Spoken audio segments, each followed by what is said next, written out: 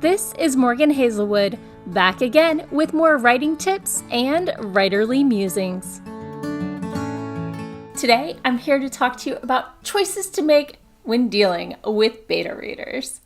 Now, after you've written your manuscript and gone over it at least once, it's usually time to, ship it out to beta readers to get an outside perspective. If nothing else, they can at least spot the things that you thought were in your manuscript that are just in your head. Now, there are tons of techniques, but I gotta say, this time I'm kind of winging it. So, first off, how many beta readers should you ask? It's the big question, right? And it's been quite some time since I sent a fresh new book off to beta readers. My first time, I just put out a broadcast on Facebook. And this was back before I even jumped into the writing world. So my Facebook feed wasn't full of the awesome, amazing writers it is now. I had RPG game masters and English teachers and accountants and family and readers reading it. I tried my best to mix backgrounds, gender, and age. I sent it out to 7 readers and heard back from 5. The others I heard back from, but they had to beg off because of life commitments. I had in-depth feedback from 4 of my readers and high-level feedback from 3. There was some overlap. I can count, I promise. So, since then, I've had plenty of critique partners. These are writers who look at a manuscript from the same sort of lens that I would, as opposed to beta readers, which don't necessarily do that. With critique partners, I send it off to 1, maybe 2, and let them look at a far more polished manuscript. For this beta, I asked a writer friend who was a middle grade writer because I'd never worked in that genre before. I sent it to a YA writer friend of mine, and I was pleasantly surprised when a friend who is currently working on base during this whole stay-at-home thing, he reached out to ask if I had anything he could read while he was stuck on guard duty guarding nothing, so he could occupy his time during his shifts. So it was great to at least have that one non-writer perspective thrown in the mix. So that means for this current manuscript I'm working on, I had 3 beta readers. It's not a lot, but I think it was a good balance, especially if all 3 of them gave me their feedback, which they did. Just in time for me to have a block of time off from the chapters on that never-ending YA revision of mine. So your next choice after you pick your beta readers is what to ask for. The best way to get the beta reader feedback that you are looking for is, shock of shocks, to actually ask for it. I've talked about it before. I have my 10 questions I ask my beta readers, such as what worked, what didn't, and what parts did you enjoy? I like to prime them to give me the feedback I want and the feedback that encourages me to keep writing. But no matter what part of your manuscript that you're worried about, characters, dialogue, world building, pacing, what have you, now is the time to ask. Have them focus on the parts of the story that you care about right now. You can even tell them to skip the line edits if you want.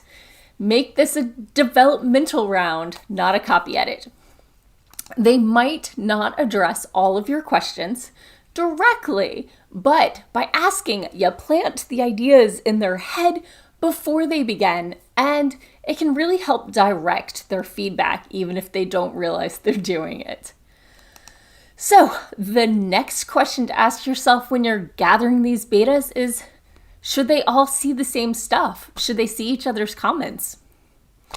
There are mixed feelings on this, and clearly, as with all things writer related, the answer is do what works for you. If especially if you are still world building and playing with techniques and things. If you want to almost brainstorm what the story could look like with betas, a shared document with open feedback could be just the ticket. For me, I like to make sure they all have their own private, unshared copies. They don't know what anyone else is thinking. This way, I know that they're all facing it fresh with no one else's preconceived notions influencing them. I've noticed when you get a group of people, there's usually one or two more outspoken ones, and even if the others hadn't been leading that way, they're usually very persuasive and everyone kind of bandwagons. They keep having their own feedback, of course, but they can influence which direction the feedback can go. The choice is, of course, yours, and of course, it depends on the mix of people that you've selected.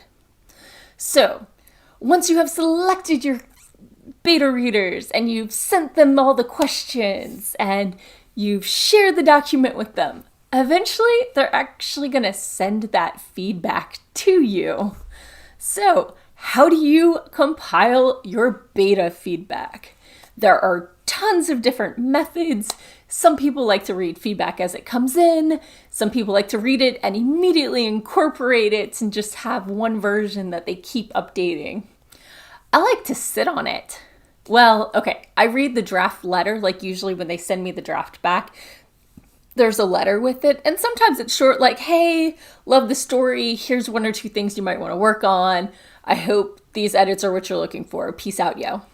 And sometimes I've gotten a 3,000 word essay about how someone else would build my world.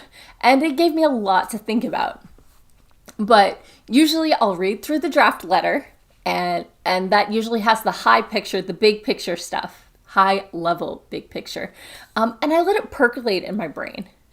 I use the word a lot for someone who doesn't drink coffee, percolate. But anyway, the read through and all the inline stuff though, I wait. I like to wait until I have feedback from all of my readers.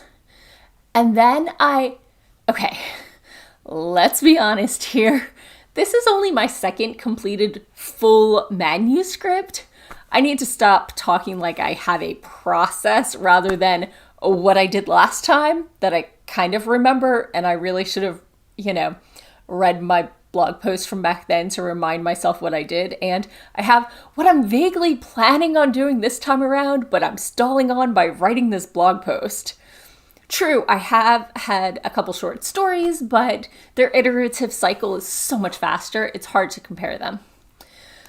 So, caveat aside, my current plan, and from what I vaguely remember from the first time I did this far too many years ago, is that I'm going to go through the feedback chapter by chapter. I'm going to have all 3 beta drafts and my own fresh copy open, probably in different quadrants of my screen. And if I see someone with a line edit, then I'll see if the other people had similar feedback, and I'll decide if it's right for my story and incorporate it. And on a notepad or maybe in Gmail drafts or something, I'm going to be jotting down the bigger picture stuff.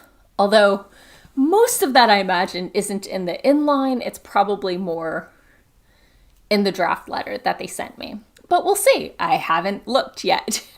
I'm excited, but I really want a big chunk of time to really dive into this when I get started.